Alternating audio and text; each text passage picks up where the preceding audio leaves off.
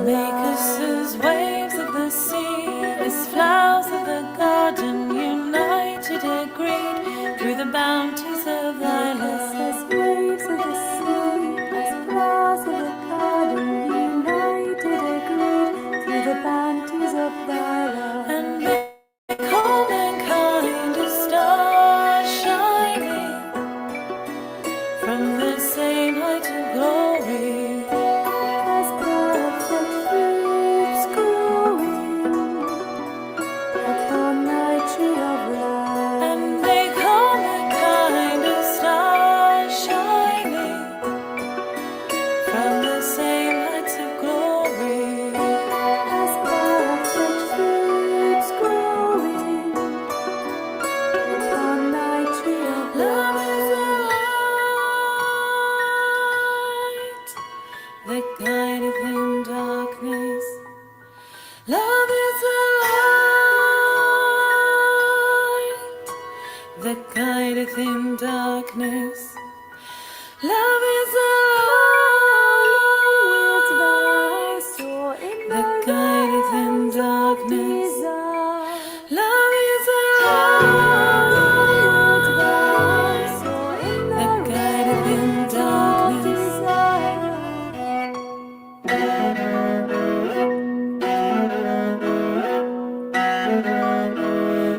guideth in darkness. That guideth in darkness.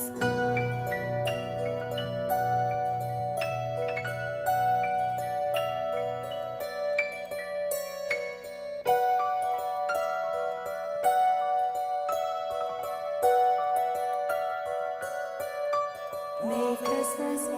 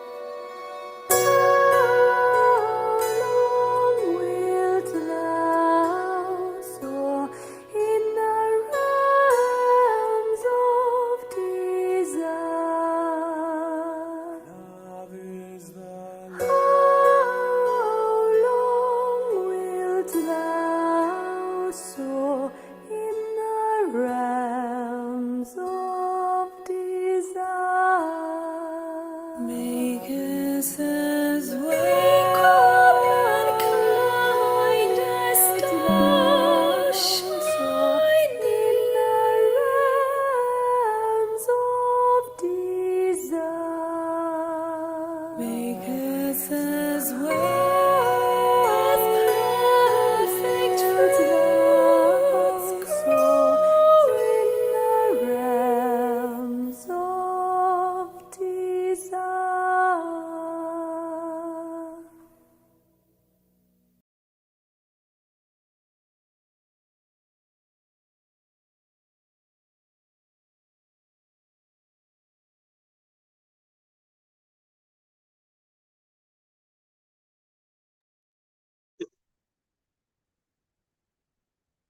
O my Lord, my beloved, my desire, befriend me in my loneliness and accompany me in my exile.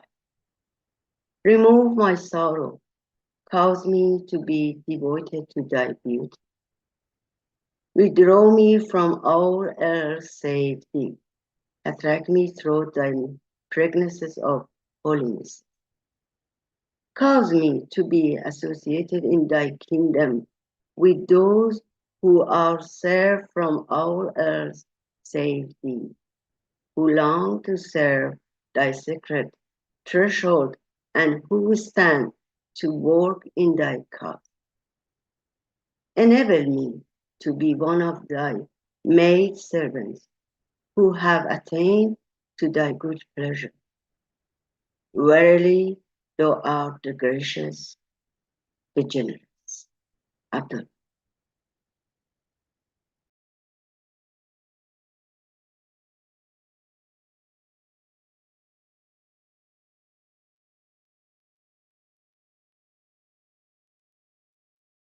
O my God, O my God, verily I invoke thee and supplicate before thy threshold, asking thee that all thy mercies may descend upon these souls.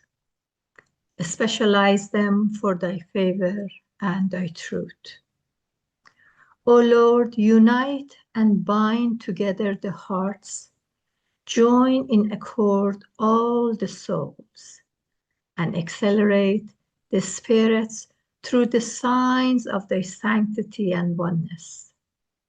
O Lord, make these faces radiant through the light of thy oneness. Strengthen the loins of thy servants in the service of thy kingdom. O Lord, thou possessor of infinite mercy, O Lord of forgiveness and pardon, forgive our sins, pardon our shortcomings, and cause us to turn to the kingdom of thy clemency, invoking the kingdom of might and power. Humble at thy shrine and submissive before the glory of thine evidences. O Lord God, make us as waves of the sea, as flowers of the gardens, united, agreed through the bounties of thy love. O Lord, dilate the breast through the signs of thy oneness, and make all mankind as stars shining from the same height of glory, as perfect fruits growing upon thy tree of life. Verily, thou art the Almighty, the self-subsistent, the giver, the forgiving, the pardoner, the omniscient, the one creator. Abdul.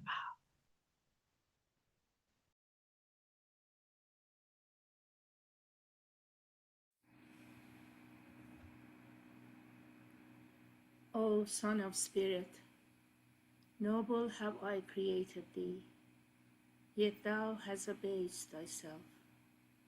Rise then unto that for which thou wast created. Baha'u'llah.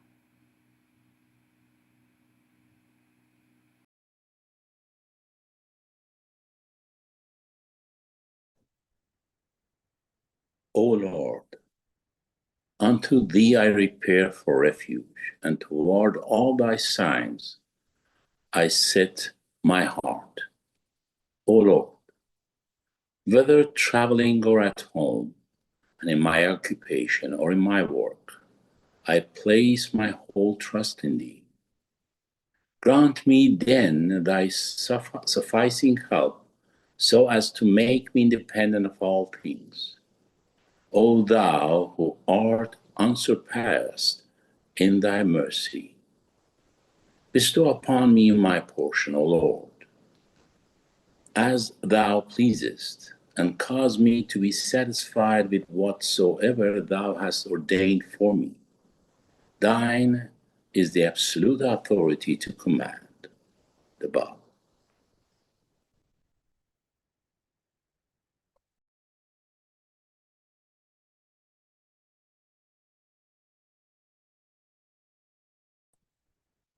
O thou kind Lord, thou hast created all humanity from same stuff. Thou hast decreed that all shall belong to the same household in thy holy person.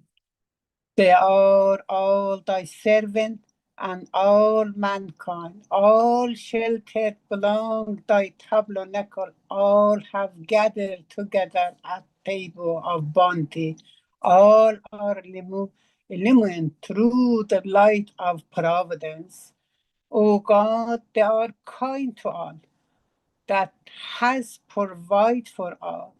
Thou shelter all, confers life upon all, that has endowed each and all with the talent and faculties. And all are submerged in thy ocean of thy mercy. O thou kind Lord, unite all, let this religion agree, and make this nation one, so that they may see each other as one family, and the whole earth as one home. Make thy all live together in perfect harmony. O God, raise aloft the banner of thy oneness of mankind. O God, establish this most great peace among thou, O God, the hearts together. O thou kind Father, God, gladden our hearts through the fragrances of thy love. Brighten our eyes through the light of thy guidance. Delight our ear with the melodies of thy word, and shelter us all in the stronghold of thy providence. Thou art the mighty and powerful. Thou art the forgiving, and thou art the one who overlook the shortcoming of all mankind. Abdul Bahar.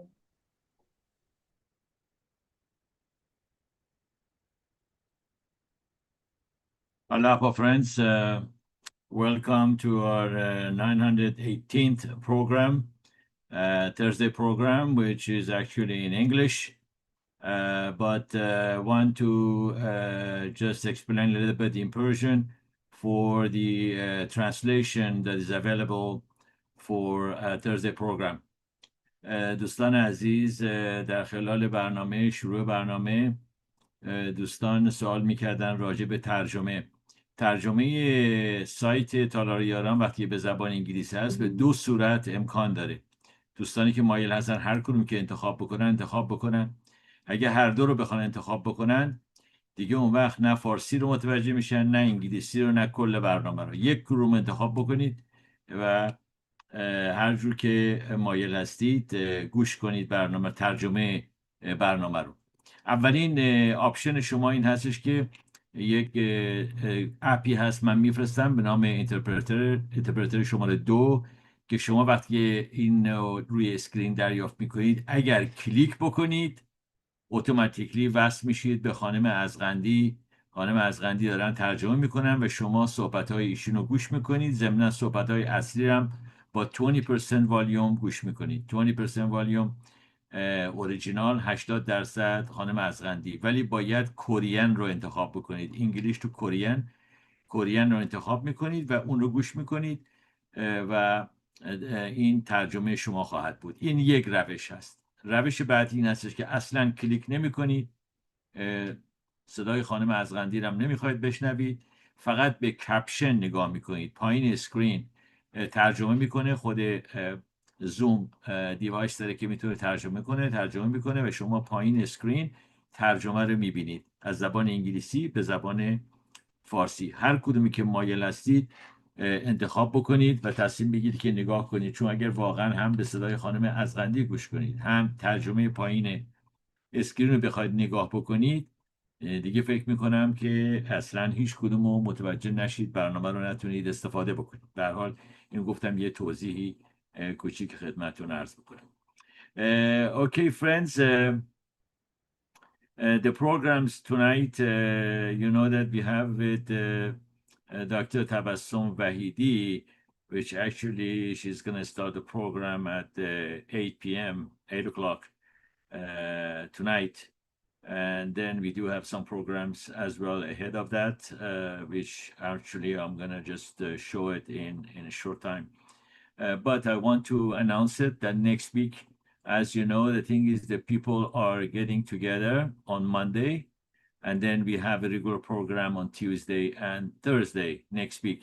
Next week, live, myself will not be available to be on Zoom. Therefore, I'm going to have a rerun of the previous programs again, like Monday, for Monday and Tuesday. I'm not sure about Thursday. I don't think that I can make it on Thursday, but Monday and Tuesday, that would be the rerun of all the poetry nights that we had. A couple reels I selected, which you are going to see it. So then next week, Monday and Tuesday will be rerun, and Thursday we will not have any program because next week I'm very much full and I cannot attend to any meeting. Okay, with that said, as you know, normally we start the program on Thursdays with the series of Like a Breeze. And then I have selected an episode of Like a Breeze for this week as well, which we are going to see it. There is several programs, news is available as well. And as you know, we have a translation of the international news, but actually on Tuesdays by Mr. Naimi. So I didn't want to repeat the same thing in English for Thursdays, but we can have another type of maybe news and podcast for Thursday before starting Like the Breeze. But tonight, because we have in a short time, we would like to go and just look at the this week Like a Breeze, Gabriel Perez. And then we're going to come back and just going with the rest of the program.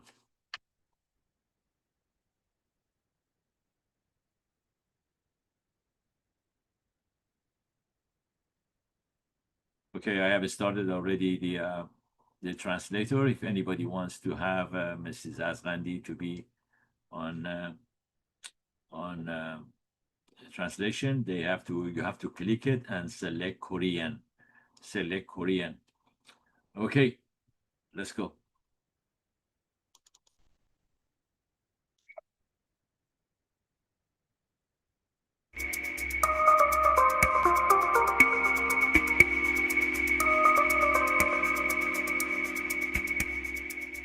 My name is Gabriel Perez.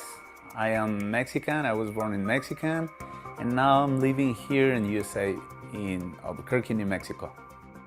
What I do is maintenance for apartment complex. I like to fix things. I like sports. I love soccer. I play soccer. I do some weightlifting and play the guitar. I love music. I love to listen to the music and play a little bit of guitar. Not a professional, not really good at it, but I enjoy it. Ámame para que yo te ame. Si tú no me amas, mi amor jamás llegará a ti. Ámame para que yo te ame. Si tú no me amas, mi amor jamás llegará a ti. Oh, hijo del ser. I was born in 1971 in Monterrey, Nuevo León, Mexico. I was the second son of my father, Manuel. My mother name was Petra. My older brother, Fernando. And then it was me, Gabriel. And then it was a younger brother, Martin. And the last one, it was Ana, my younger sister. We grew up in Mexico as any average kid until my dad dies in 1980. He was diagnosed with leukemia, and he was in the hospital for a week, and then he passed away. After that, our childhood, it became a little bit more difficult because after a year, my mom, she had to work because we ran out of money. We were not rich. My dad used to do construction company, but in Mexico, they don't do as much money as they do here in that position.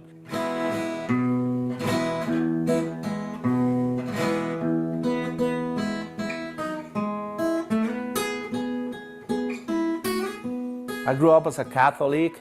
My dad used to be a very, very strong Catholic. My mom is a very strong Catholic because Catholicism is a part of our culture. Mexican families, they like to do everything in family. When my dad passed away, we lost a little bit of that because my mom had to work. I remember we used to spend Christmas with different friends. My little brother, he used to go with some friends his age. I used to go with my friends and my brother with my friends. And my mom, she used to work in Christmas because she used to do housekeeping for a rich family, and they wanted her to serve them for that festivity. That happened on Christmas. And New Year's Eve, we used to go back together, but we kind of lose that sense of unity after my dad passed away. So we used to do like a short dinner and then same thing. Everything to have fun with our friends. And my mom, poor mom, she used to stay alone after taking care of us.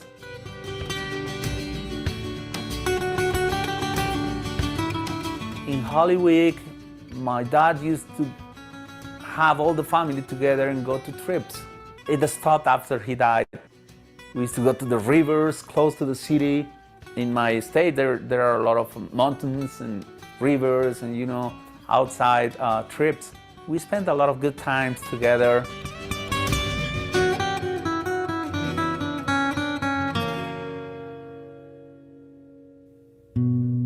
My mom used to have a lot of photographs of those moments, but sadly, it was a fire on my mom's house, and she lost all her memories, so everything is in her head now.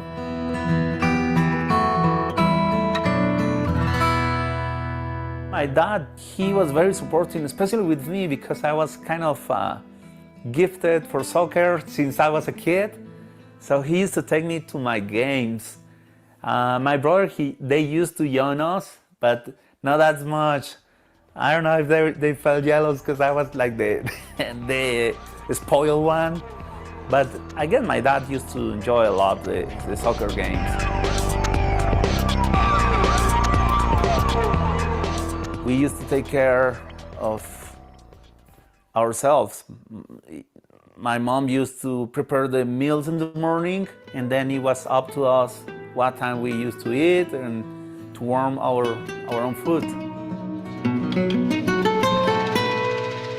I was lucky. School was kind of easy for me, so I made it for scholarships in the University of Nuevo León, which is the state where I was born. I made it. I studied criminology. After the school, I started working. I used to be a federal police in Mexico. And so that gave me the chance to be all over Mexico. Then I went to other states because of my work.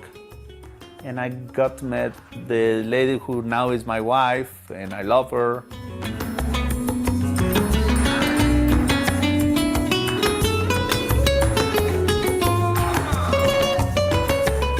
One time in Culiacan, a city in the state of Sinaloa, we were chasing this vehicle. It was suspects. They waved at us when we get together with them. We realized they had weapons. They ran away. We went into a chase. They went down in the vehicle and fired, shooting each other. They gave up. So there is a lot of things I probably don't remember. I just remember that at this very moment you're not here. You're not even there. It's kind of a stressful thing. And after everything is settled down, everything is good, well, we went and we apprehend them.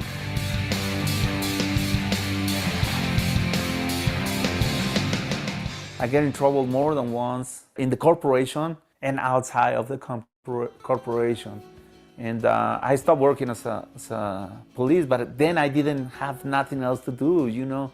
So my wife decided to immigrate here in the USA. She had a brother and a sister living here already, so it was easier for her. And I couldn't get my visa, so I had to cross the border by walking on the desert.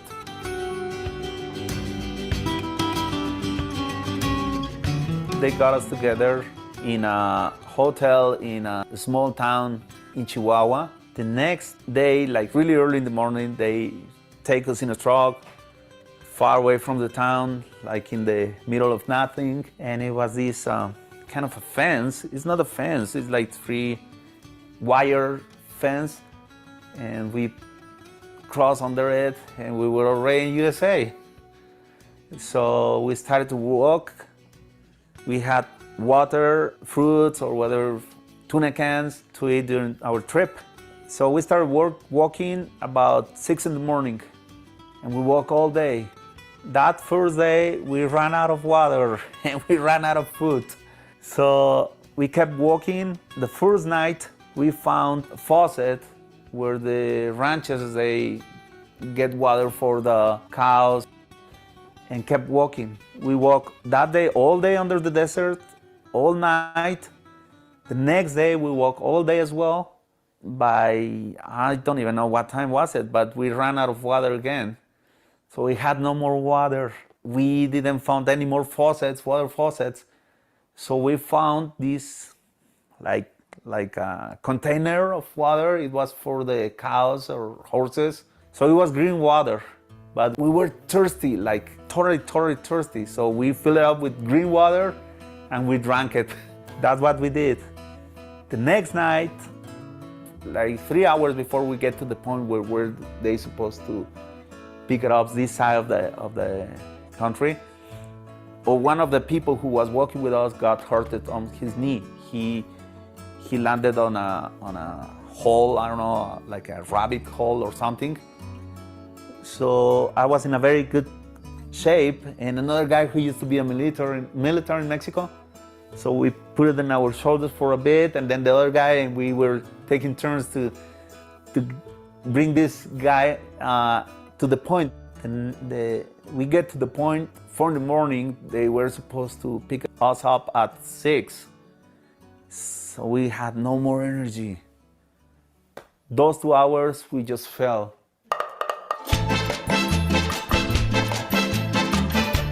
When they brought me here in Albuquerque, my wife was already waiting for me. She used to work cleaning theater here in Albuquerque, and I started working with her.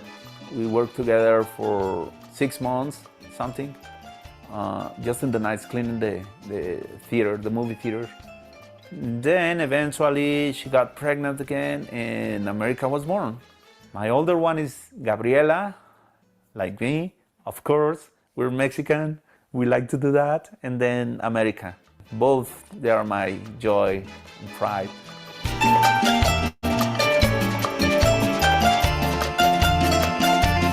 We stopped working at the movie theaters, so I had to look for another job. And I started doing maintenance in an apartment complex. Actually, it was the apartment complex where I used to live out with my wife and my 2 daughters.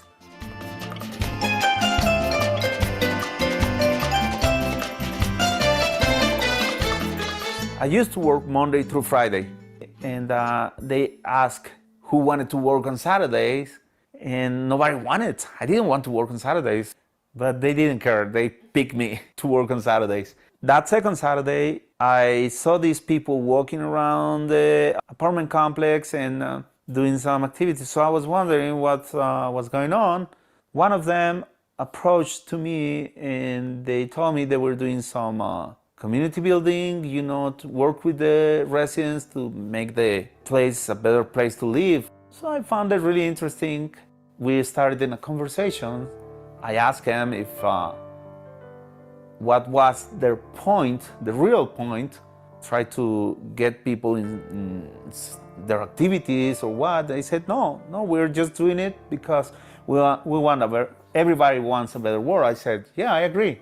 So they asked me, do you believe in God? I said, of course I believe in God. We were talking about our beliefs, not from a religion point. I told them I grew up as a Catholic, They said, oh, nice. So we were talking about the concept or how we get close to what God wants for all of us. Eventually,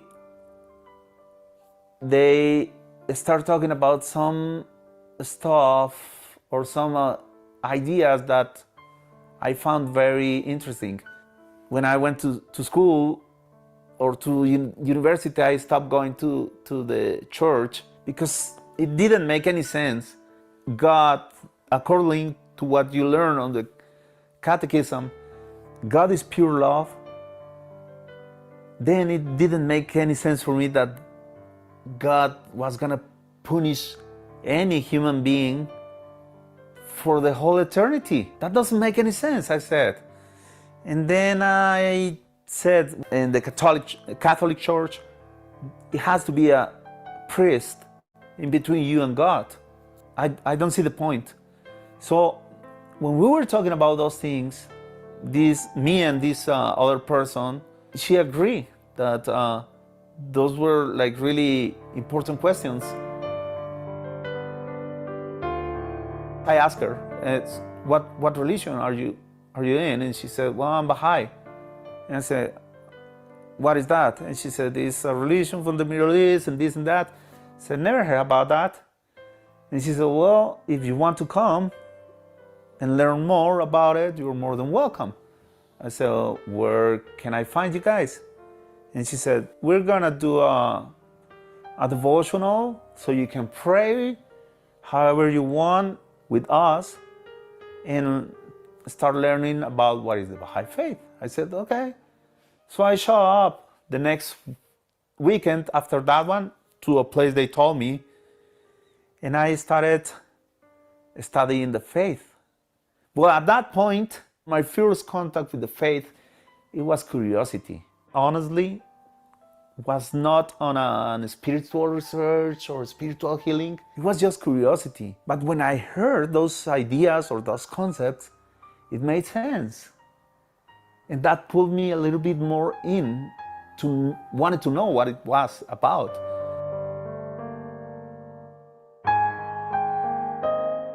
When I was at school, I read this book from Nietzsche, Thus Spoke Zarathustra.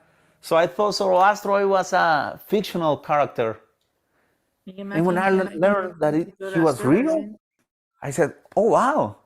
So I started researching about all the messengers. One very cool thing that I learned about Zoroaster, it was that he spent almost 10 years talking to people about God, and he never got any follower but one, and it was his cousin. That was very persistent person, the faith of him. So I was more and more amazed about what I was learning about the faith.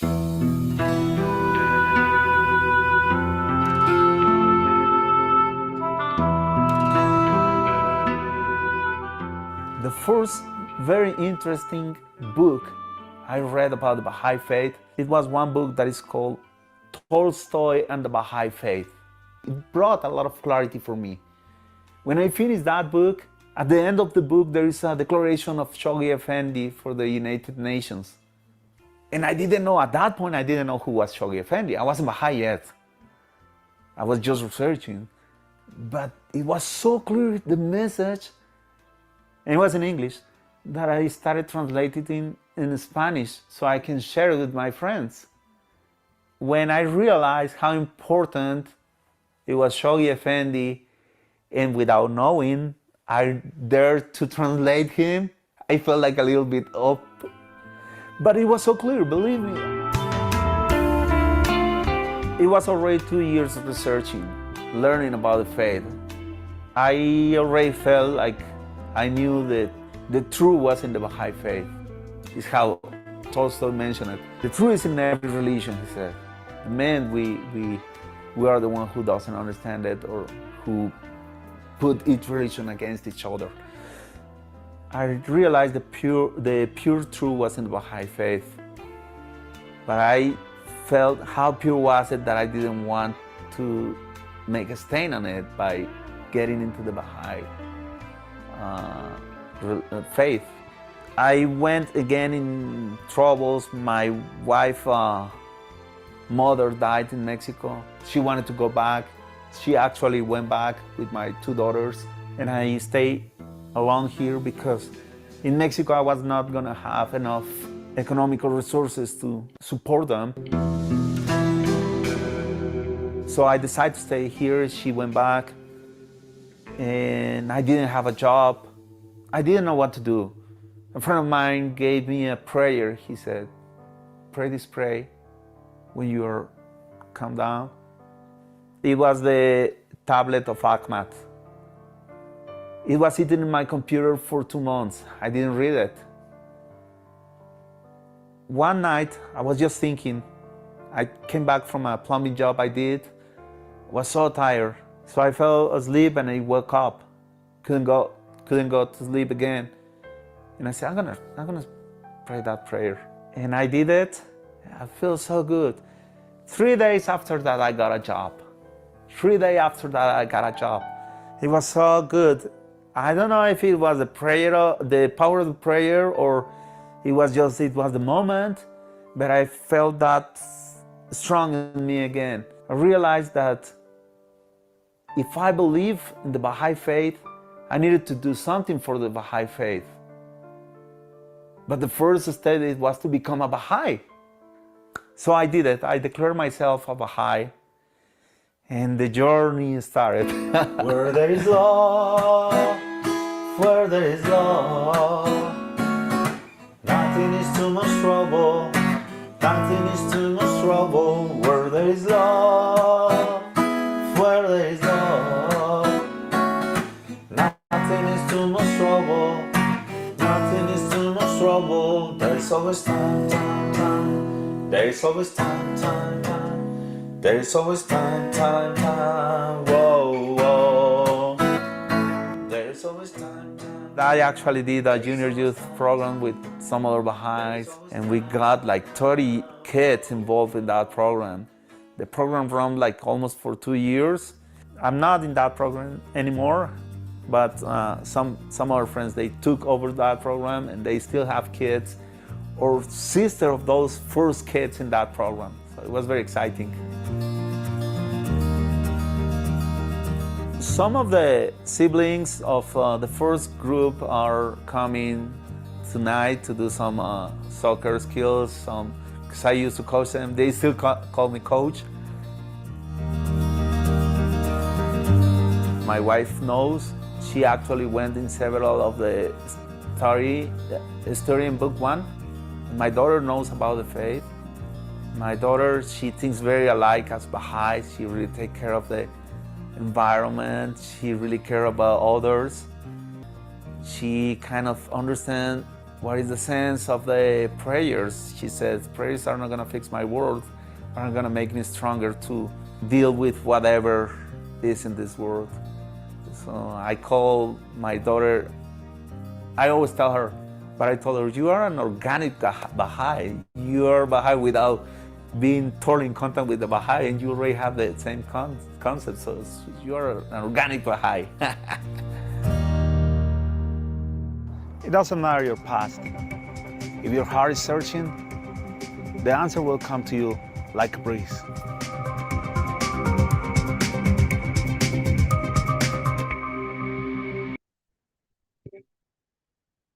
Yes, friends, we saw one of those Like a Breeze episode together.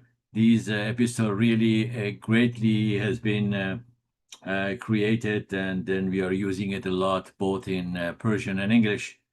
Okay, so is 7:54, and then at 8 o'clock we are going to be with Dr. Tabassum Wahidi. Let's watch just a clip of music, and then we're going forward with the rest of the program.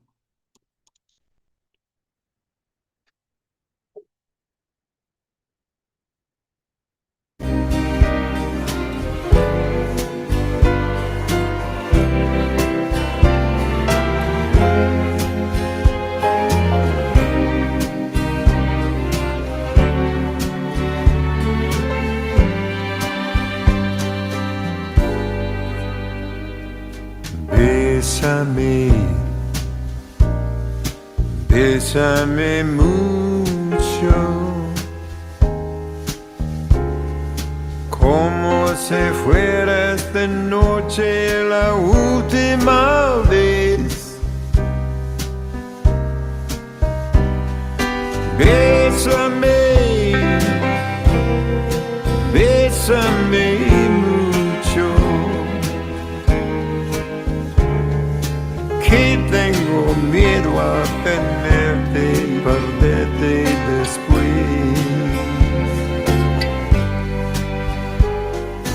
Bésame, bésame mucho. Each time I cling to your kiss, I hear music divine.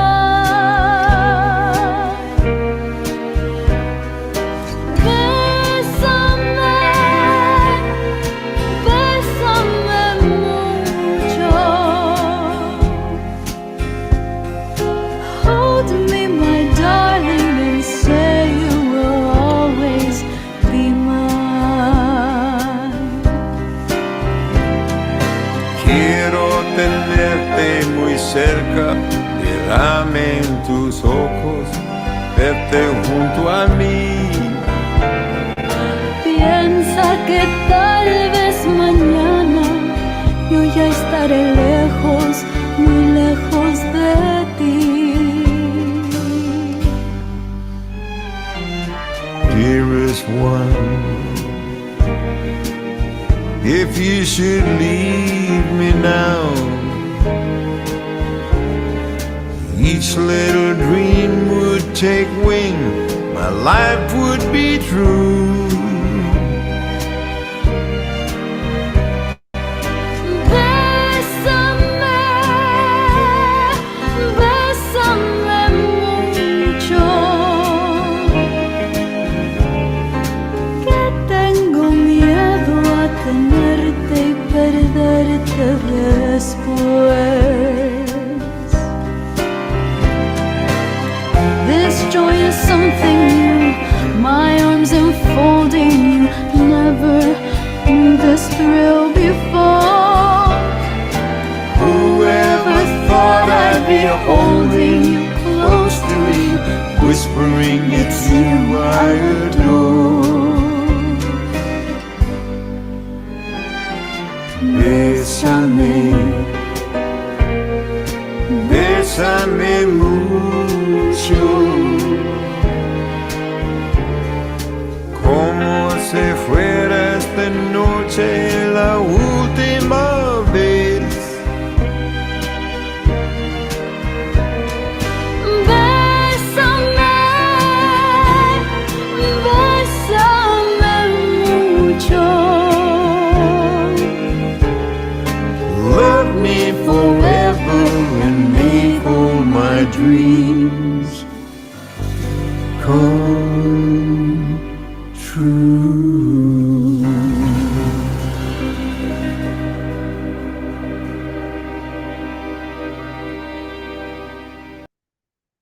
Beautiful song, Besame Mucho, just we watch it together. Okay, friends, now is the time that to go with Dr. Tabassum Vahidi. Actually, I would like to have then a small introduction of her.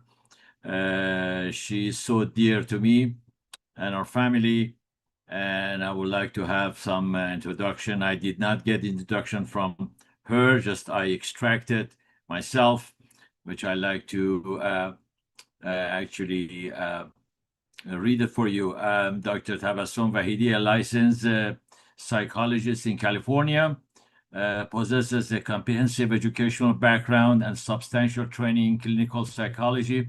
Her academic journey includes earning a BA in psychology from UCLA and MA in clinical psychology from the California Graduate Institute and a PhD in clinical psychology from Chicago School of Professional Psychology.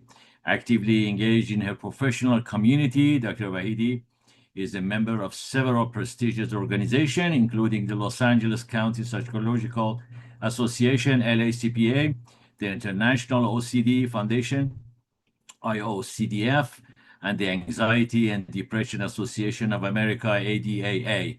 Dr. Vahidi has also co-presented at both the IOCDF and ADAA conferences alongside Dr. Jonathan Grayson.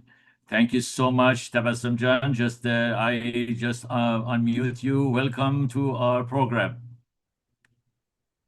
Hello. Thank you for Hello. having me. Can you guys see me and hear me okay? Yes, I can. We can see you and hear you okay. Thank Okay, you so much great. for coming here.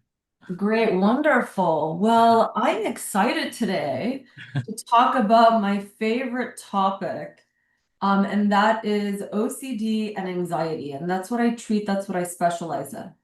And I've been treating OCD now for probably over 2 decades. So I'd like to just mostly speak about OCD, but when we get to the Q&A, if you guys want to ask me about other anxiety disorders, I'm more than happy to answer. So I treat all anxiety disorders, from OCD to generalized anxiety disorder, social anxiety, panic disorder, with and without agoraphobia.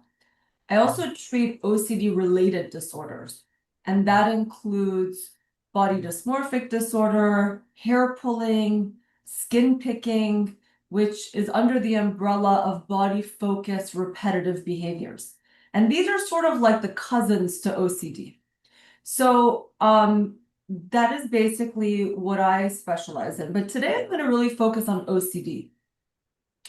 So let's discuss what OCD is. First of all, OCD stands for obsessive compulsive disorder. The O, which is the obsessions, they're basically intrusive, unwanted thoughts, images, or impulses that provoke and cause distress or anxiety, which then leads someone to want to engage in a compulsion. And compulsions are behaviors we engage in to reduce the anxiety or distress we're experiencing. So compulsions are 2 forms. We have the covert compulsions and we have overt compulsions. So overt are the ones you can actually see someone engaging in. That could be hand washing, showering, cleaning, checking. And then we have the covert compulsions. And these are basically the compulsions that are not visible to most people because they're mostly going on in your head. And that can include rehearsing an event, praying, counting, and those are not things that people can see, which is why back in the 60s, they used to say 1 in every 2,000 people have OCD. Today, we know that 1 in 40 adults in the United States have OCD. And 1 in 10 people have traits of OCD. So it's a lot more common than we thought it was. And part of that is because we didn't know how to identify OCD back in the 60s. We didn't really understand OCD very well.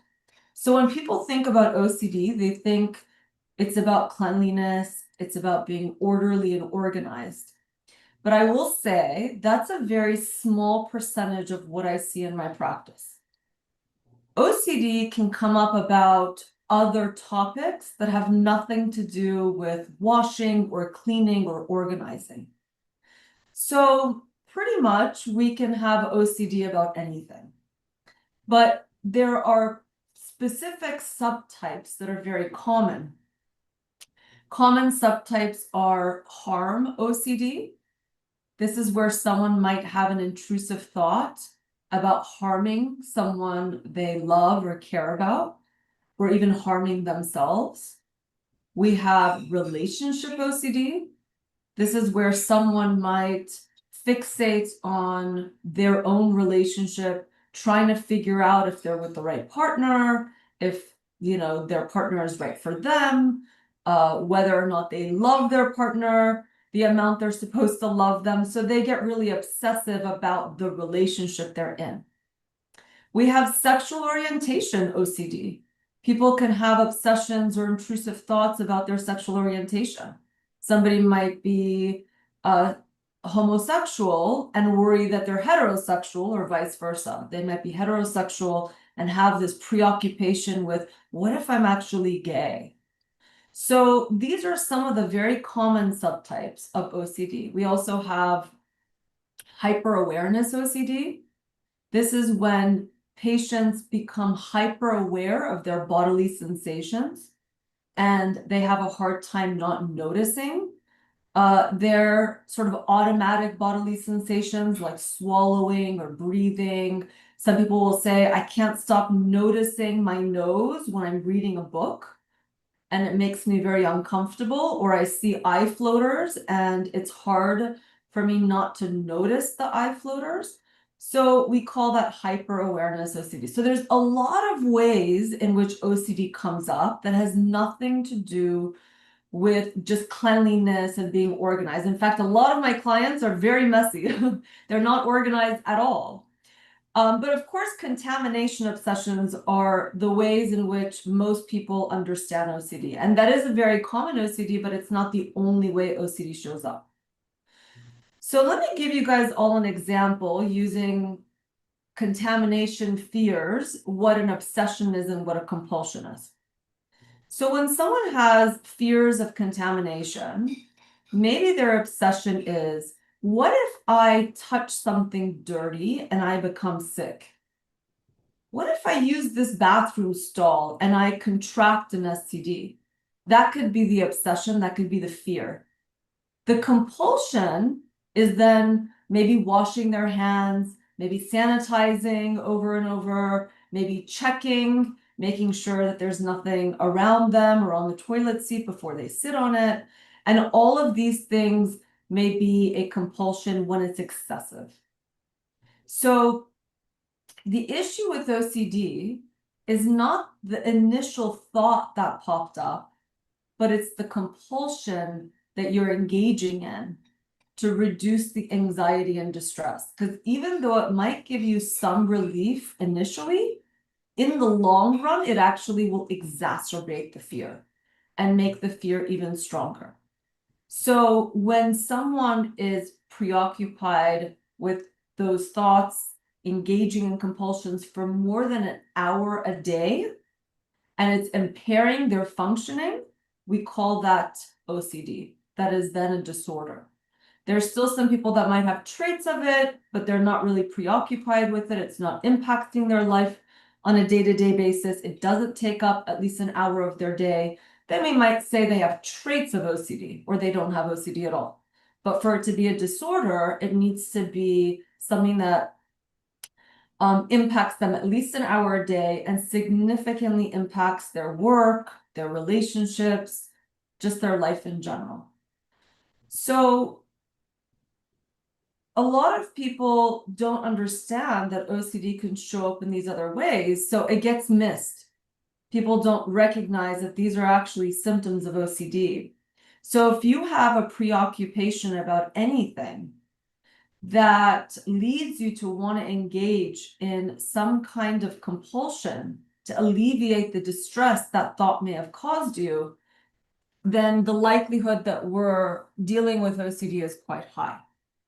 Now, the issue with OCD is not the obsession, but rather the compulsion. So the compulsion is the real issue. Thoughts come and go. We don't really, we don't always control the thoughts that pop up in our mind. But then how we react and respond to those thoughts do impact whether those thoughts become louder and more distressing, or whether our thoughts just come and go and we might notice them, but they don't necessarily have the same impact on us. So when we're treating OCD, we're tackling the core fear. We're trying to understand, what is the patient struggling? What are they afraid of? What are their core fears? And all of the obsessions, all the OCD subtypes have some common core fears. One of those core fears is an intolerance of uncertainty.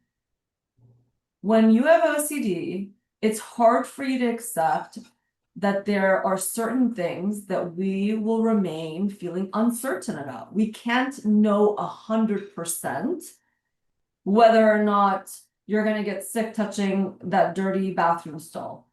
There's no way to know anything 100%. But when you have OCD, sometimes when it's an obsession that's coming up for you often, you're trying to seek some level of certainty about your fear. And that seeking that certainty is what then exacerbates the OCD cycle. So people will have they'll have an obsession. It could be there's a subtype of OCD called hit and run OCD. The worry could be, what if when I was driving, I didn't even pay attention and I might have hit somebody as I was driving? And most of the time, these are just their thoughts. Nothing's happening. It's just a fear that pops up. The compulsion might be a checking behavior. I'm going to get out of my car. I'm going to look around my car and make sure that I did not hit anyone. Or I want to drive back and see where, where that little bump, that my car went over happened, to make sure I didn't accidentally hit someone. The checking and driving back, or the checking and getting out of your car, is a compulsion. The compulsion may initially drop your anxiety because you'll get that relief like, oh, good, nothing happened. I don't see any blood marks on my car. My car looks safe. It doesn't look like I got in a car accident. But you get back in the car, and sometimes within seconds, a new obsession will pop up.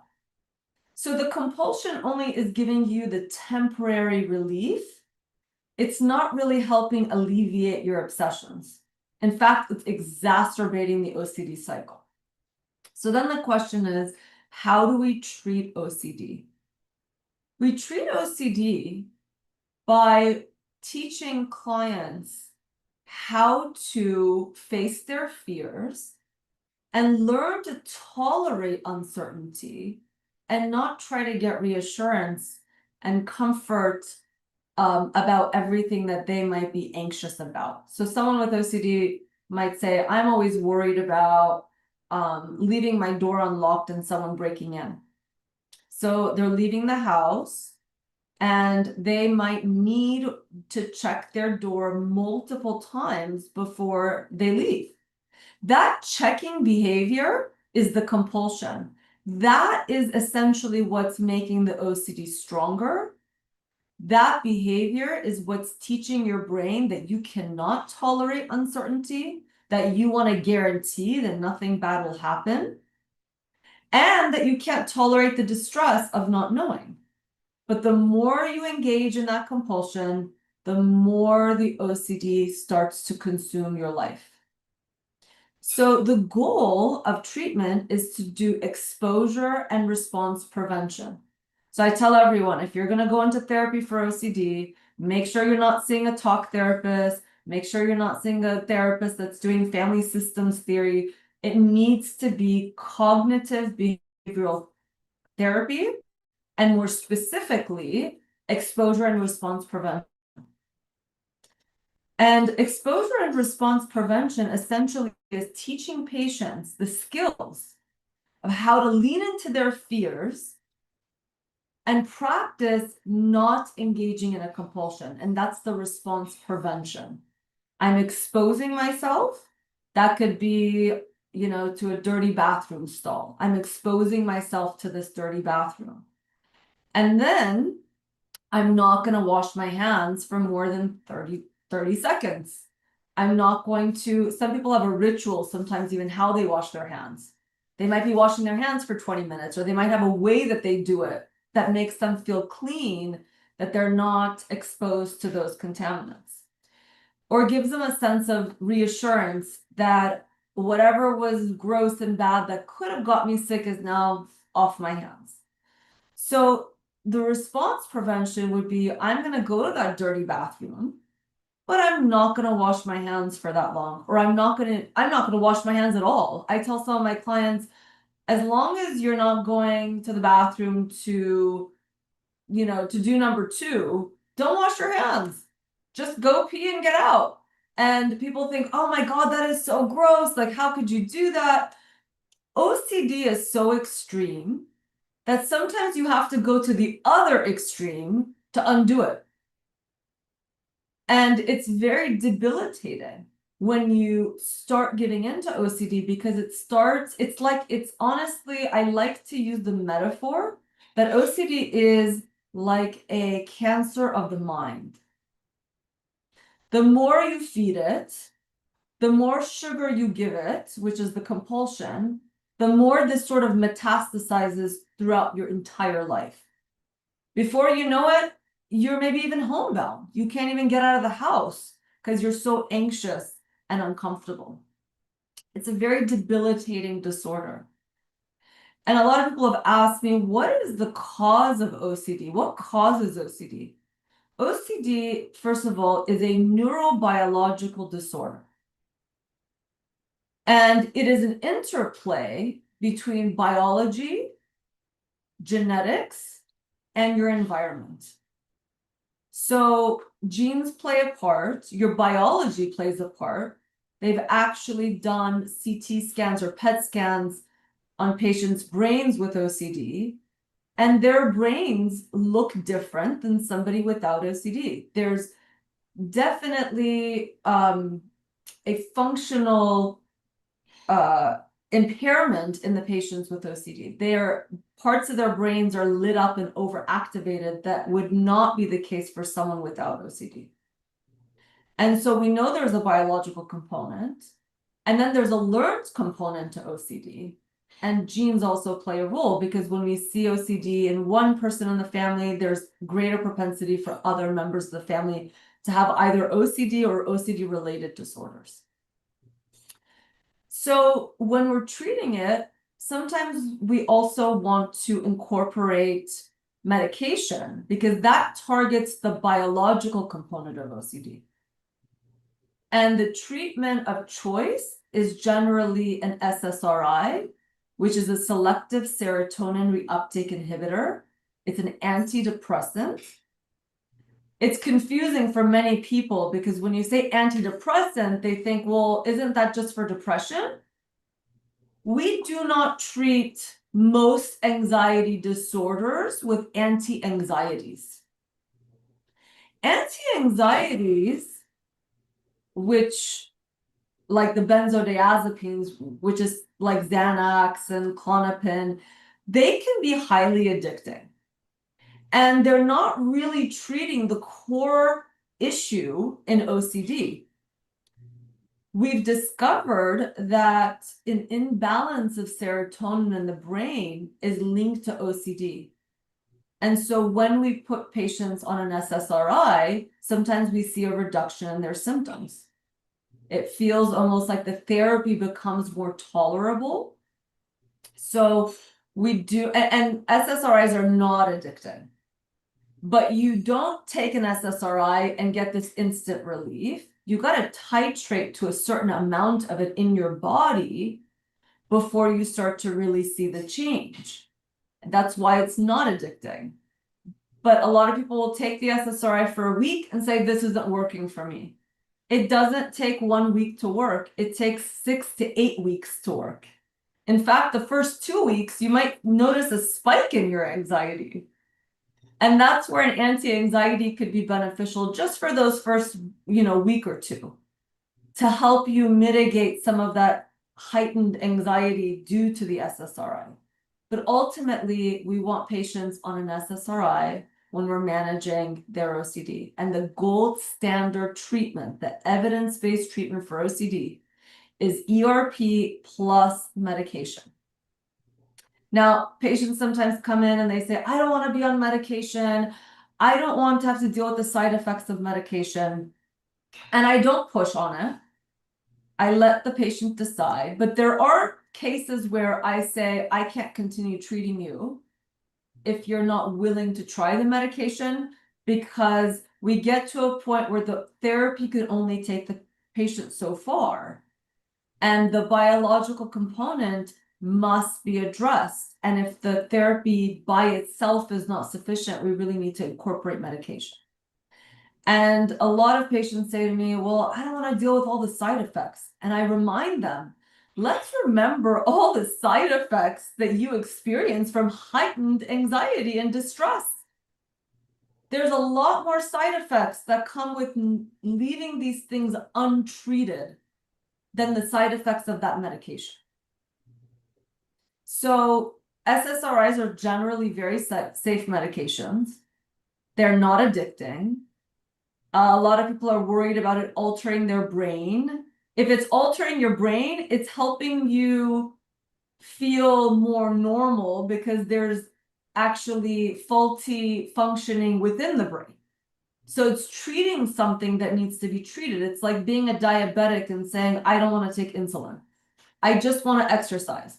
Well, sometimes exercise and diet is sufficient, but sometimes you need to take the insulin to be able to manage the diabetes. And OCD is a chronic condition. And when people hear that, sometimes they get discouraged and they think, oh my God, does this mean I'm going to suffer for the rest of my life? No, you can treat it. It's highly treatable. It isn't something that you have to live with for the rest of your life and leave it untreated. However, the reason why we say it's chronic is you can be doing well for many, many years and have it under control. And sometimes a stressor in your life may make those symptoms reappear or spike again. I don't like to think that you're going to go into a full relapse, but there might be a lapse. I feel like you can't really relapse once you really learn how to manage it. Most people will never go back to exactly the way they felt when they first started treatment because they learned to manage it very well. But there can be a lapse. And so when we talk about something like OCD being a chronic issue, we also want to think about the implications of not treating it. And when you do, recognizing too that it's not a failing on your part if you notice that there's an episode or a reoccurrence of the OCD when you're under stress. Very, very normal. With OCD, like I was saying, there are many subtypes. It doesn't always show up the way in which people think that it does. So someone might have an intrusive thought about being morally imperfect and going to hell. They might have scrupulosity OCD, which is like religious OCD. And they're fixating on whether or not they're following their religion perfectly and whether they're going to get punished because they didn't do what, their prophet said. So people can have scrupulosity OCD. So we can have OCD about so many different things. And when you're having an intrusive thought, whether it's a thought of harming others or harming yourself or your sexual orientation or your relationship or your religion or morality, we call these thoughts ego dystonic. That's why patients with OCD get so distressed by these thoughts, because they're ego dystonic. And basically what that means is that these thoughts are not aligned with their fundamental beliefs and values. It's ego alien. If I have OCD and I have a thought of harming my child, I had a physician that reached out to me that said, I'm really excited. My wife is pregnant. We're going to have a baby soon. But I'm having these intrusive thoughts about harming the child. And now I'm worrying that I'm going to do something horrible to my child when it's born. And I'm scared about having this child. Now, the intrusive thought or the image of hurting or harming their child is ego dystonic. It does not match up with what he wants. It is against his core beliefs. He's a loving, kind physician that spends his whole life helping other people. So it's more distressing because it is ego dystonic. But what I try to tell clients with OCD is that these are just thoughts. Thoughts are actually not that meaningful and that powerful or that dangerous. They're just thoughts. They're not threats. But if we start giving in to all those obsessions, then we're going to get stuck in a loop. Now, to this day, I've never had an OCD patient, or there hasn't ever been an OCD patient that has had a harm thought and actually harmed somebody. So it's just a doubt in their head.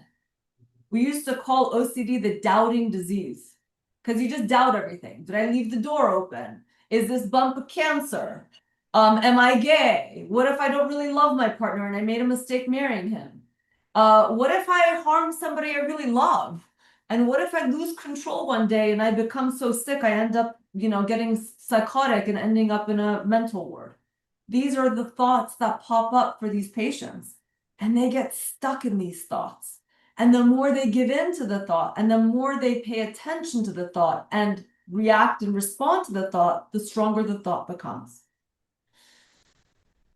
So it is really important to remember that these are not thoughts that are aligned with the person's values. That's why it's distressing. And yet these thoughts keep coming up for them. Now, we've all, I think, if I were to ask, I think majority of people would raise their hands if I said, have you ever had an intrusive thought? That could be a sexually inappropriate thought, a violent thought. We've all had them. We all have had strange thoughts pop up. But for most of us, it's just a fleeting thought. It comes and goes.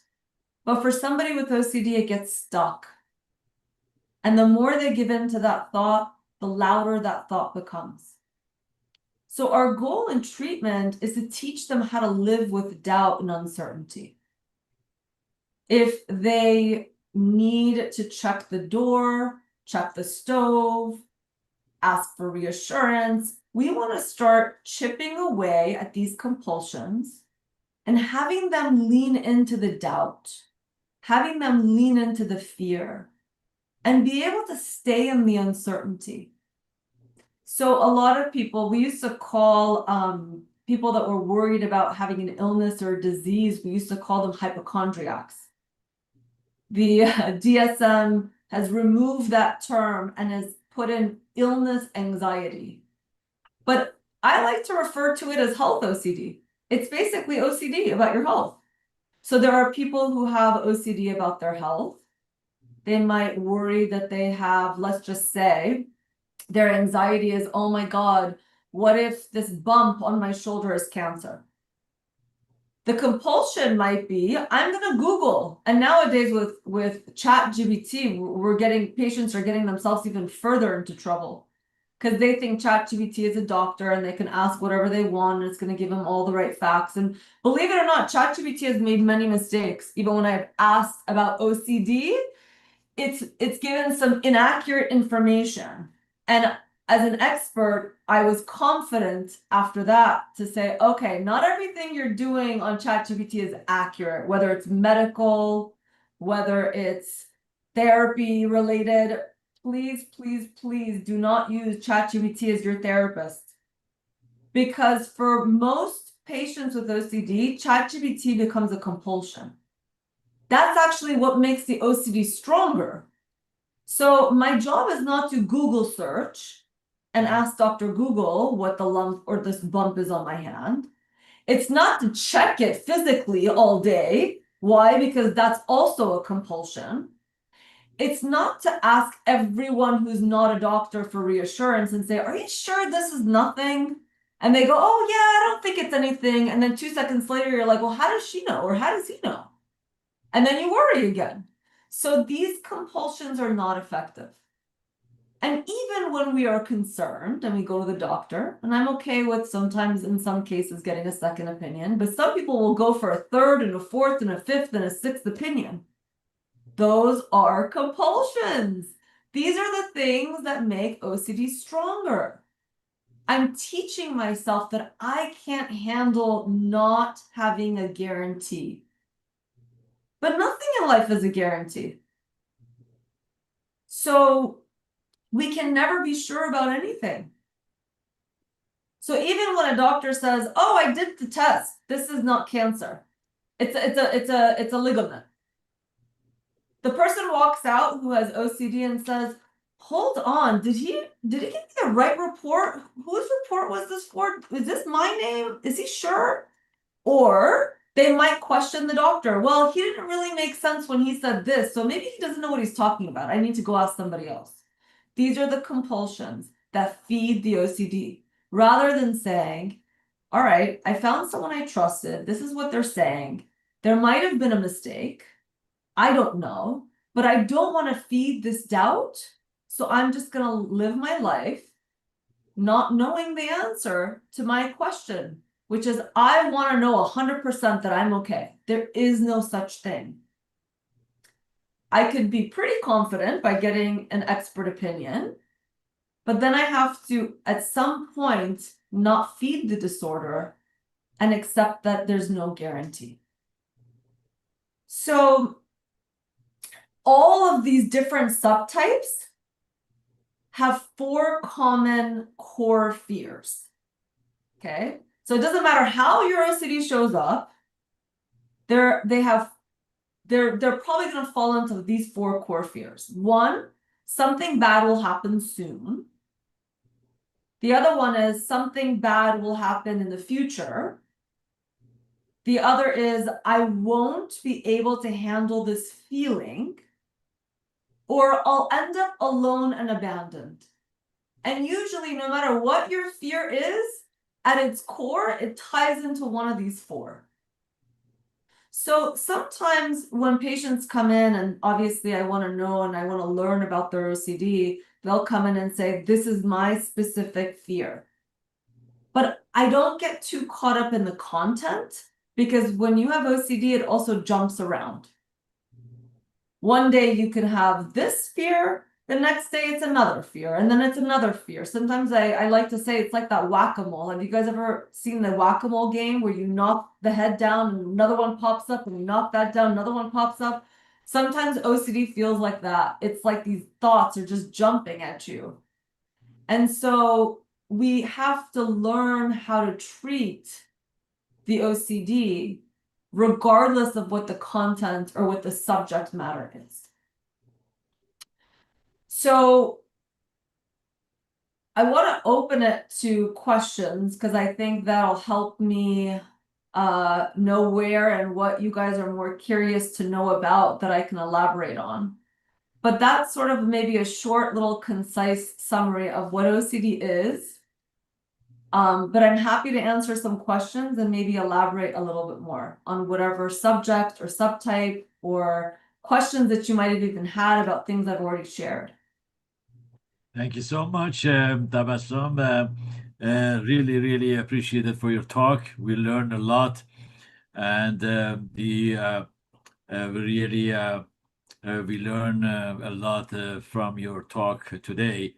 I'm sure that the friends, they do have questions, and based on your statistic that you had from 1 every 10, they do have OCD or anxiety. I forgot which one was it.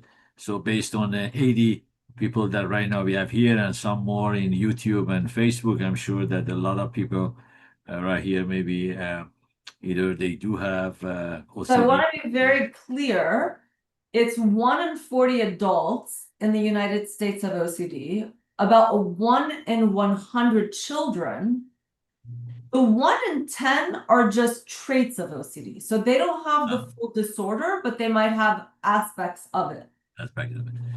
Very nice. Okay, thank you so much, Tabassum John. I think if you're ready, we want to go with the questions. Sure. Okay, let's go with Faride Peymani. Just go ahead. Okay, unmute you. Go ahead. Okay, Allah, thank you so much, Dr. Jafari, and beautiful speaker. She is so beautiful too, physically, spirituality more.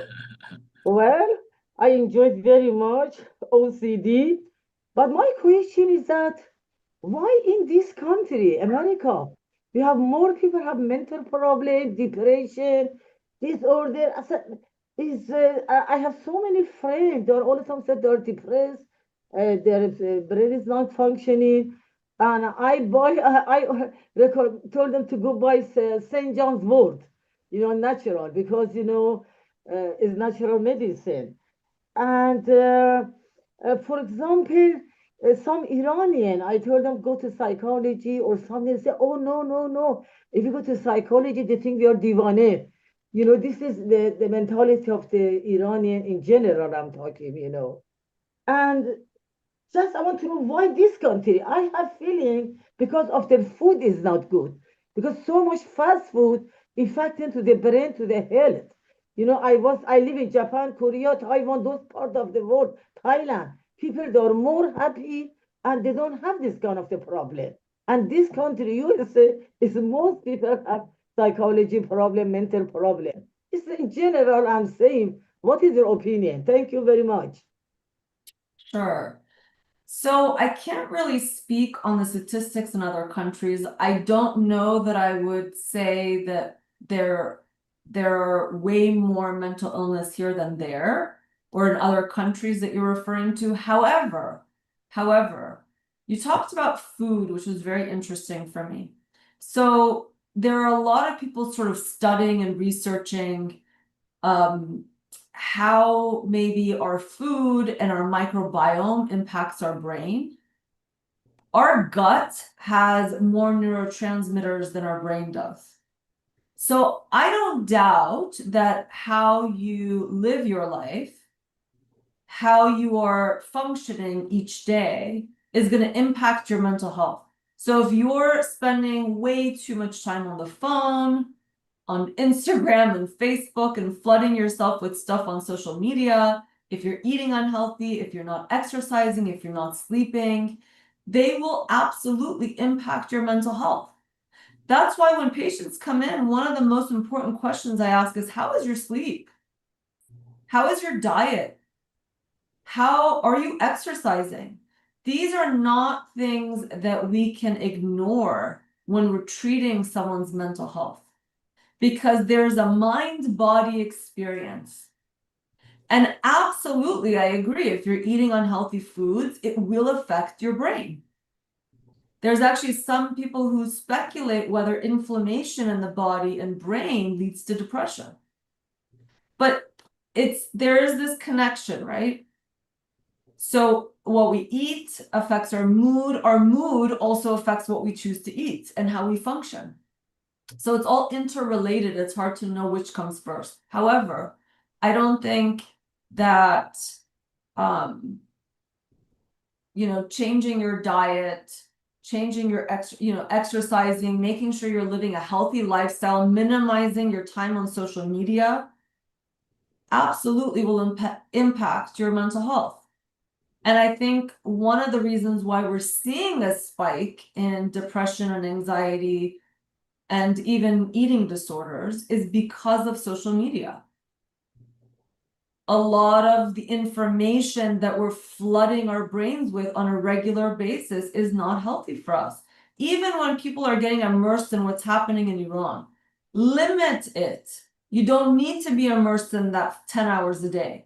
We don't need to be watching people dying and killing each other all day long. That's not healthy for your mental health. There has to be a limit to how much we are engaging in these behaviors. Yes, thank you so much. Roya, I'm with you. Thank you so much. My question is, if you kept on getting the informations which is not right, and then you have to check with like professional, and again, so is this a kind of OCD? You're saying if the professional is not giving you the right information? Right. So, like you're consulting with a lawyer, and this lawyer, you will find out the information was given was not right. Then, and you thought is right, you act on it, and then later you discuss with another one, and it says, no, this was wrong, and so, so what to do in this situation? Is it a problem? Well, no, I think so. Let me clarify something. I don't think there's ever an issue with consulting maybe one or two lawyers, and obviously find someone you trust who has a good reputation, who you can feel confident about. there's nothing wrong with, even medically, sometimes we might advocate for ourselves and get a second opinion. I think where it becomes problematic is when there are constant compulsive behaviors because you're trying to get a guarantee about something you can't have a guarantee about.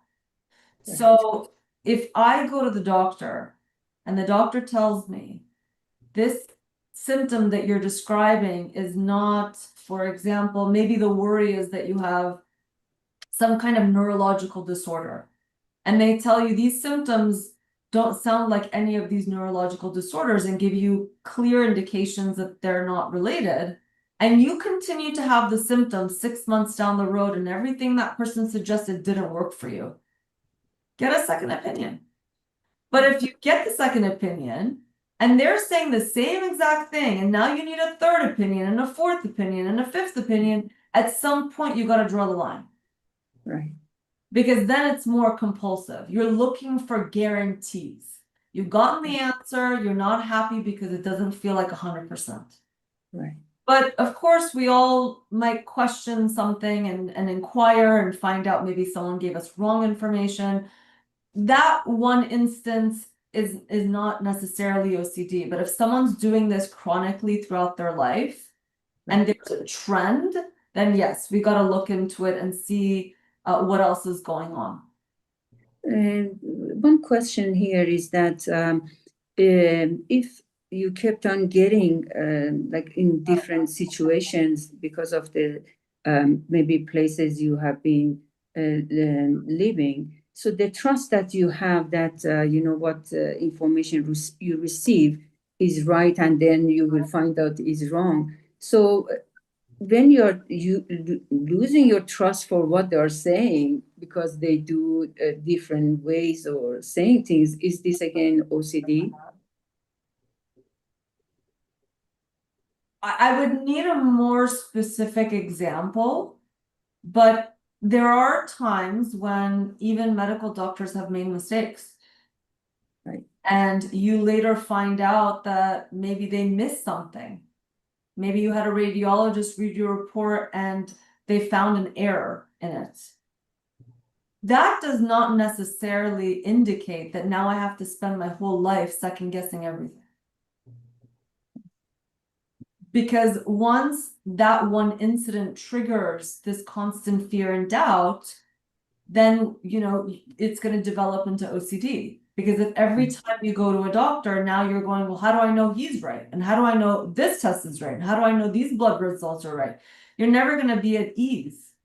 And there's always going to be those, you know, I had a call several years back, and a young boy who had illness anxiety or health OCD contacted me and said, you know, all of my OCD led me to find out that I had pancreatic cancer.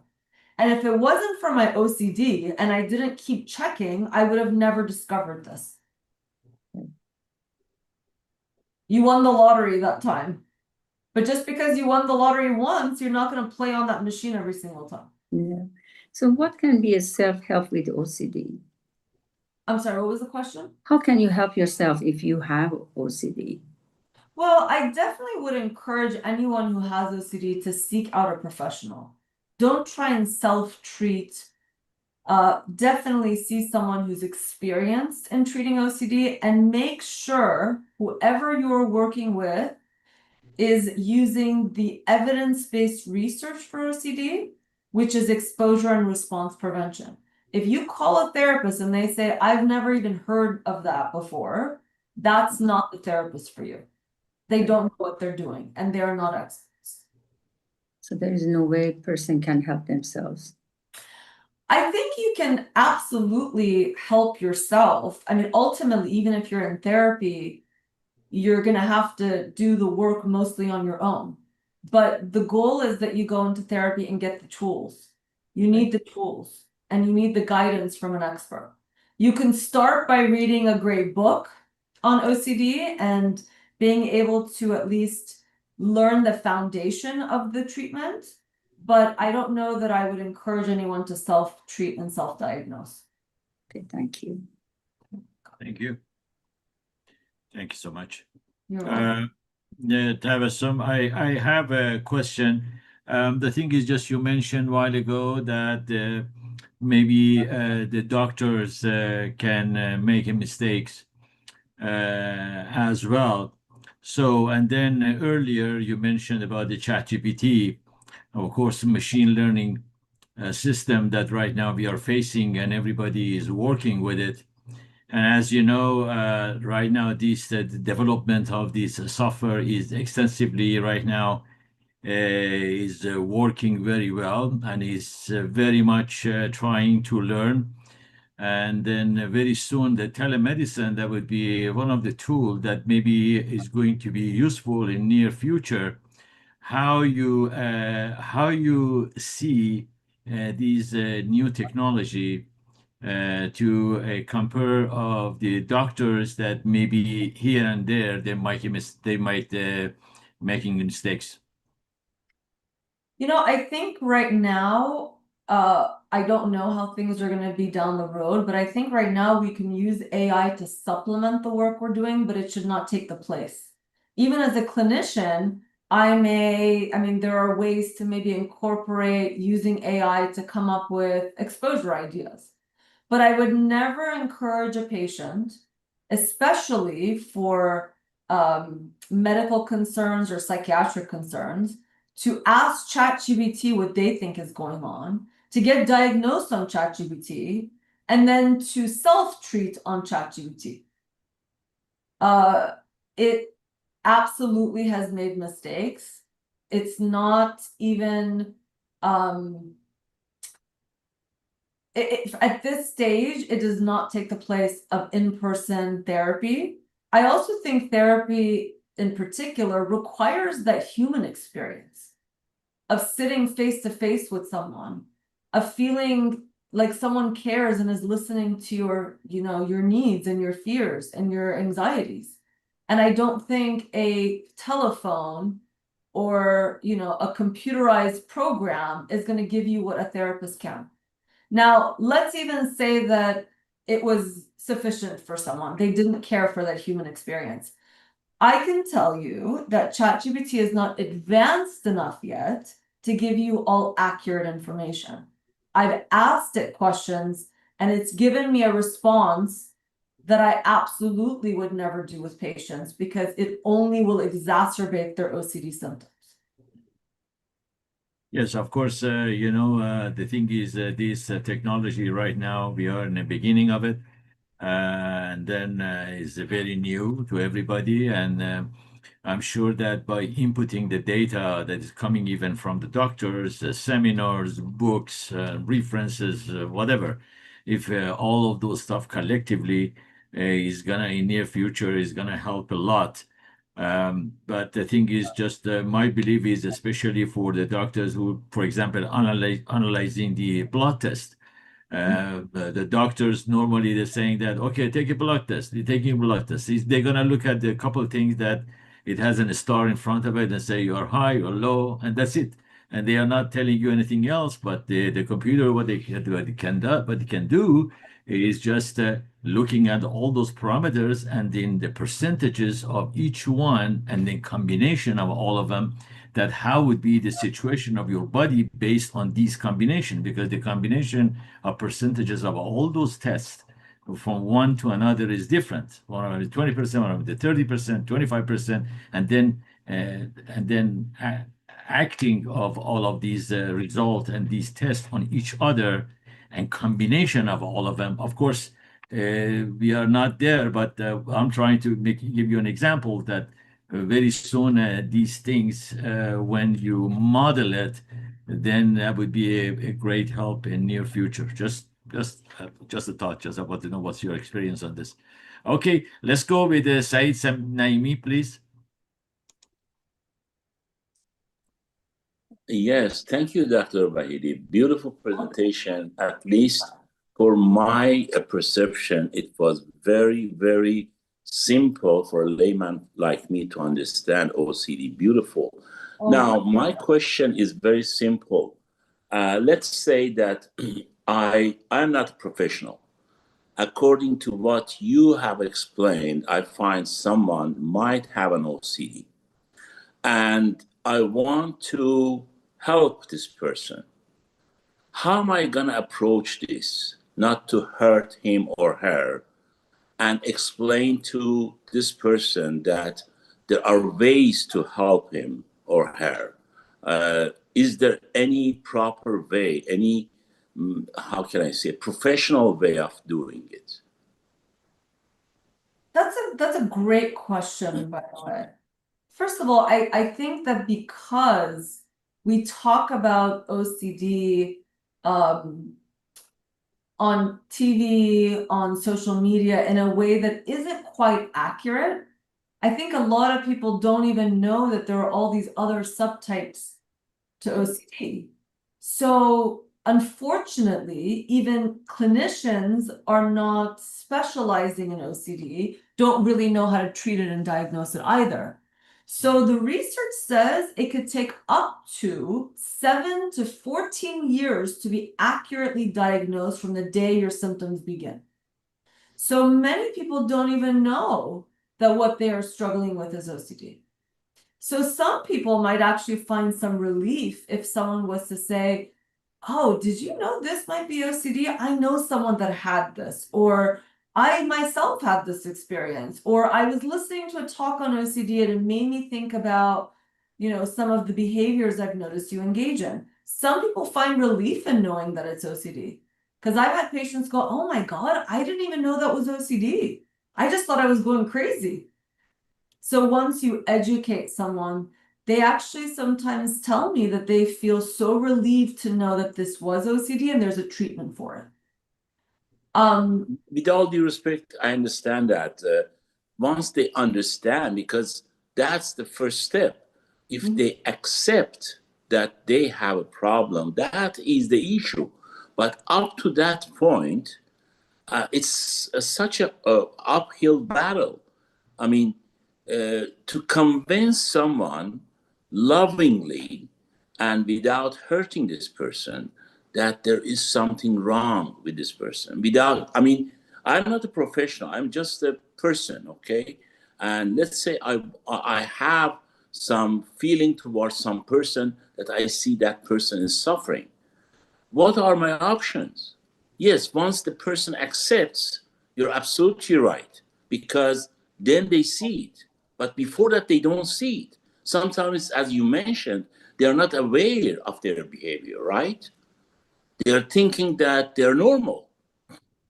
It's interesting. Most of the clients with OCD are aware that they're suffering. Now we have another diagnosis, which is OCPD, and these people they're not presenting like OCD, so I don't know what specifically this person you're thinking of has, but that diagnosis, the person is rigid, they're perfectionistic, they're rule-oriented, they don't have the sort of classic obsessions and compulsions, but they do have certain symptoms and traits that can mimic OCD, and those patients do not want to change. In fact, they think the problem is everybody else and not themselves. So it's hard then to convince that person to go into therapy, because in their mind, they're thinking, I'm not even the problem. If everyone was to do things right and I wouldn't have to do it for them, then, I wouldn't be working as hard as I am, or I wouldn't get fixated on doing this right. So patients with OCPD usually don't have insights or don't even think there's a problem. Patients with OCD... Excuse me, P stands for what? Personality. OCD personality. All right. And it's characterized by overworking, being perfectionistic, making lists, having things to be a certain way, very rule-oriented, very rigid, but they don't present with classic obsessions and compulsions. And convincing someone with OCPD that they need to be in therapy and get help is very, very challenging. But I'm just thinking, I'm sorry, I'm just thinking out loud that let's say that I want to do something on my own with this person. Is it possible to refer to my own personality that I can see some problems there to sensitize that person. Is it the right way of doing it? I'm not quite sure. I don't know. And I think it also depends on the kind of relationship you have with that person. So if this person, for example, is your romantic partner or your child, it's going to be very different than a friend or a colleague or someone, an acquaintance. So I think the kind of relationship you have with the person matters. If I have a child, as an example, I have a child has OCD and does not want to treat the condition, and they're not willing to acknowledge that they have a problem, I would treat that very different than if it was like a distant friend or an acquaintance. I may not approach someone who isn't open to it that is also not very close to me. I let them sort of come to that realization on their own when they're ready. But most people with OCD are suffering tremendously. So they are looking for help.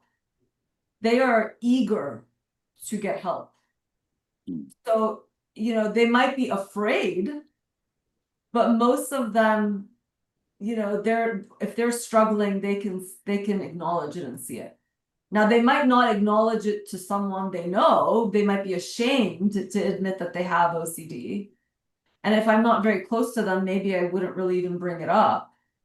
But if it's someone that's very close to me, I would probably, I wouldn't necessarily go in and diagnose someone. I would say, I would look into this. These are the behaviors I'm noticing that could be problematic. And I would focus more on the behavior and less on the diagnosis. Because, if you're not a psychologist, they're not in for therapy, and you're diagnosing someone, they might take offense to that. But if you say, I'm noticing this behavior and it seems a bit excessive, I wonder if it's causing you a lot of distress. Do you want to talk about it?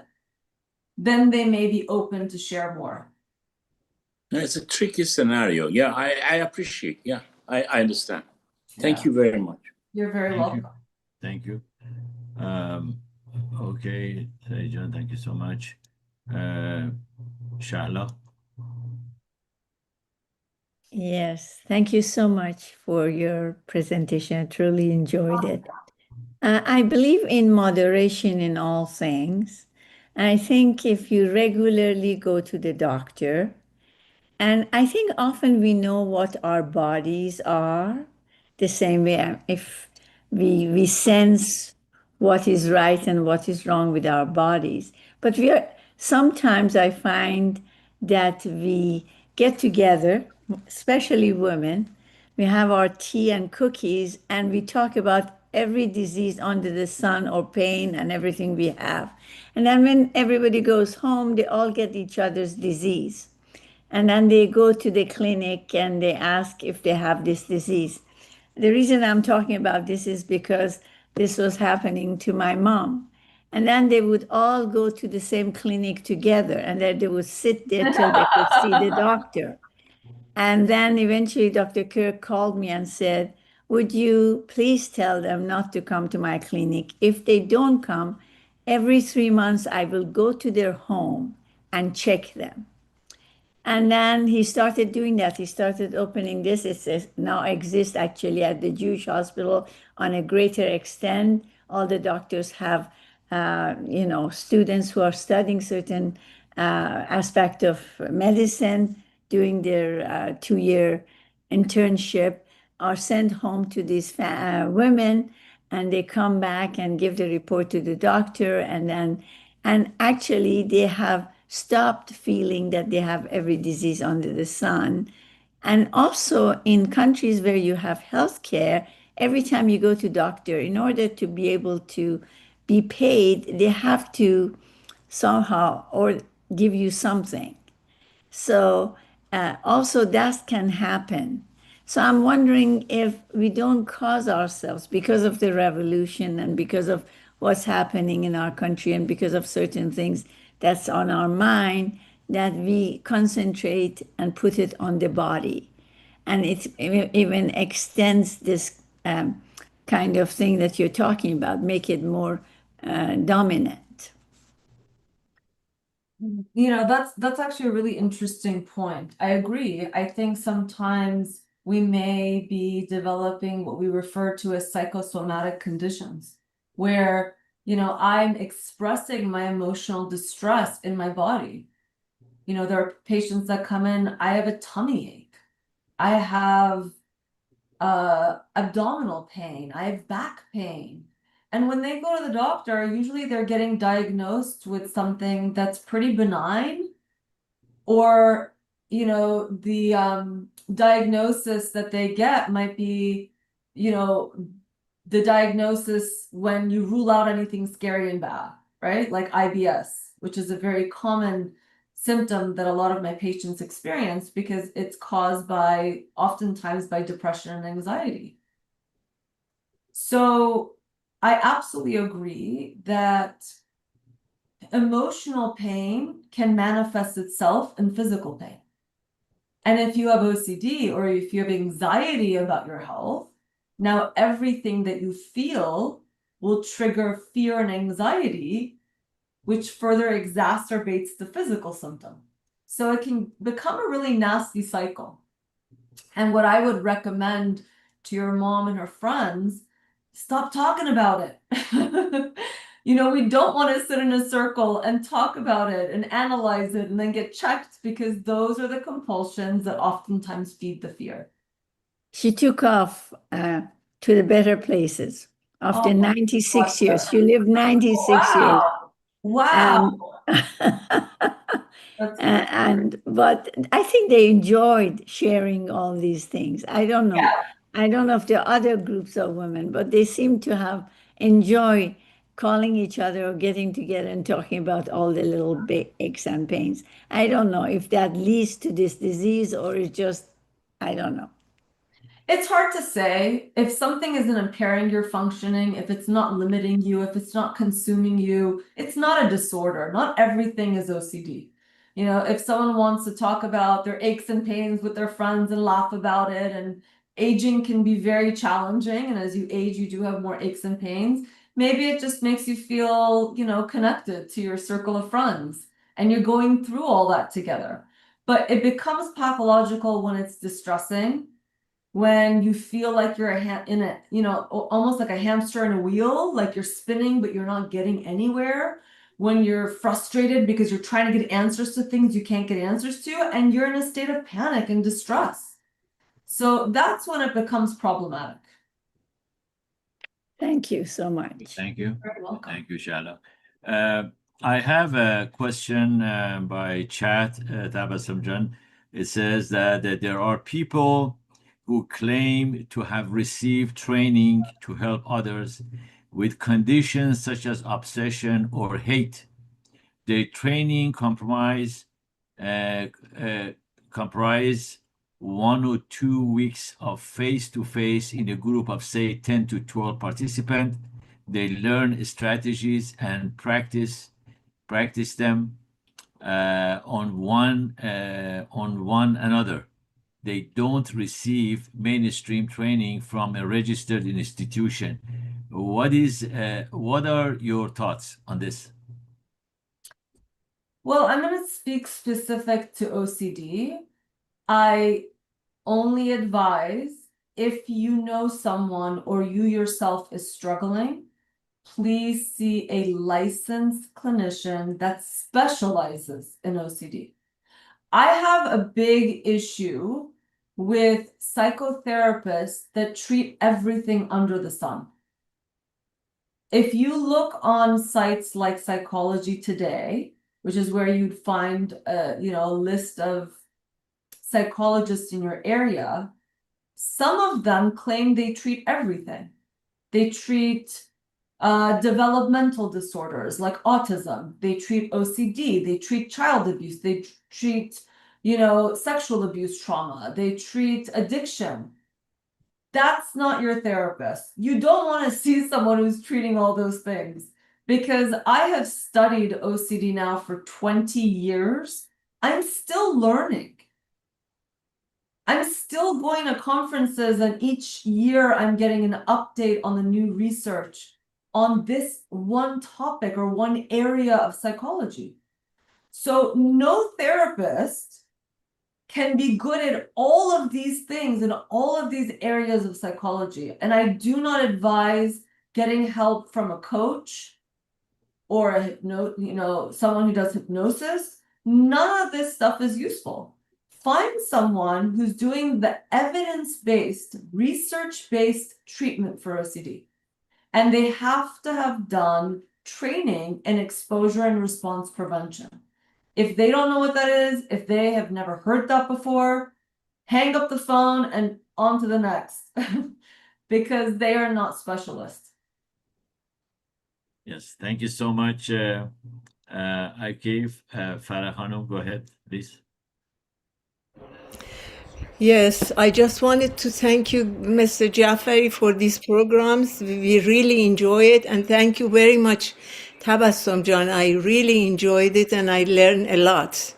So these programs are fantastic, Mr. Jafari. I really appreciate what you're doing, and I know a lot of viewers here, they agree with me. Thank you. So thank you very much. Thank you. Thank you. Thank you. Kamile Lagai.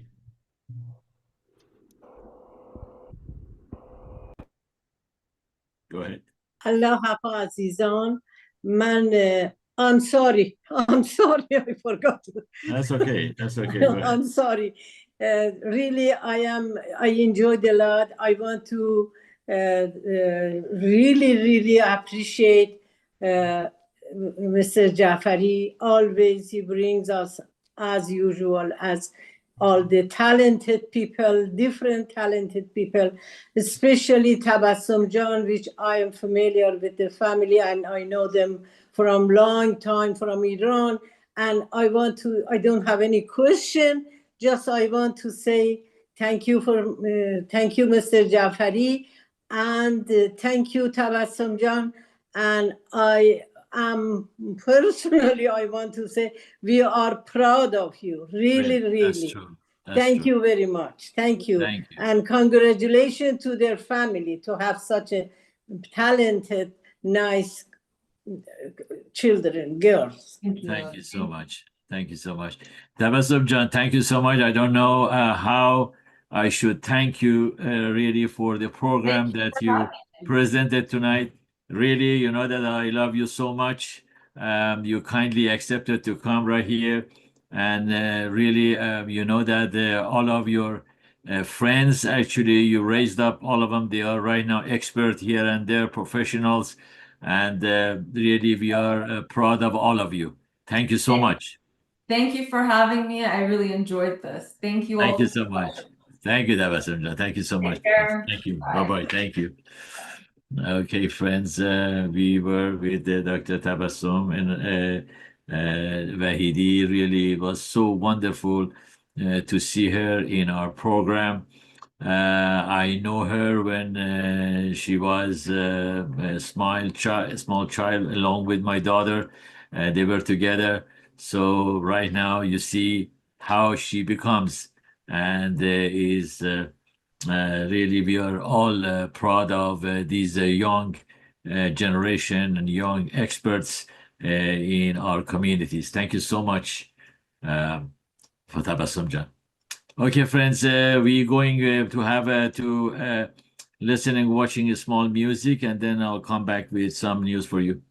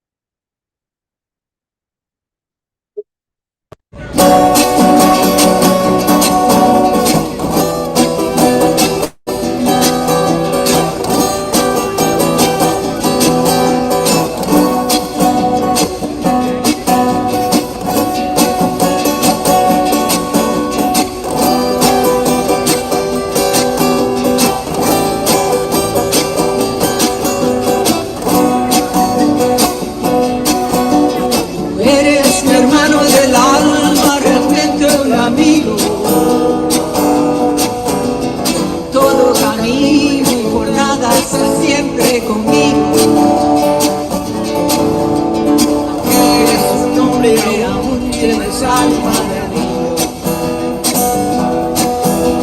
aquel que te da su amistad, su respeto y cariño. Recuerdo que juntos pasamos muy duros momentos y tú no cambiaste por fuertes que fueran los vientos. Es tu corazón una casa de puertas abiertas. Tú eres mi amigo más cierto que moradas ciertas.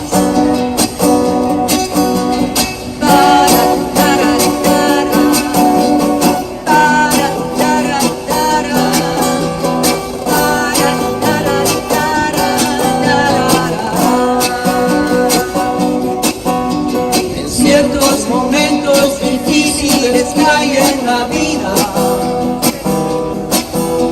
buscamos a quien nos ayude a encontrar la salida. Aquella palabra de fuerza y de fe que me has dado, me da la certeza que siempre estuviste a mi lado. Eres mi amigo del alma en toda jornada. Con risa y abrazo festivo a cada llegada. Dices verdades tan grandes con frases abiertas. Tú eres realmente el más cierto que nunca te encierro.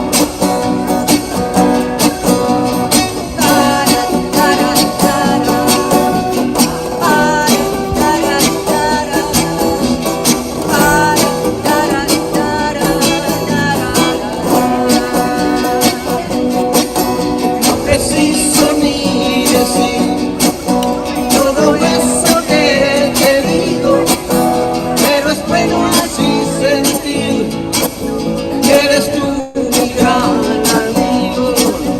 No preciso ni decir todo eso que te digo, pero es bueno así sentir que yo tengo un gran amigo.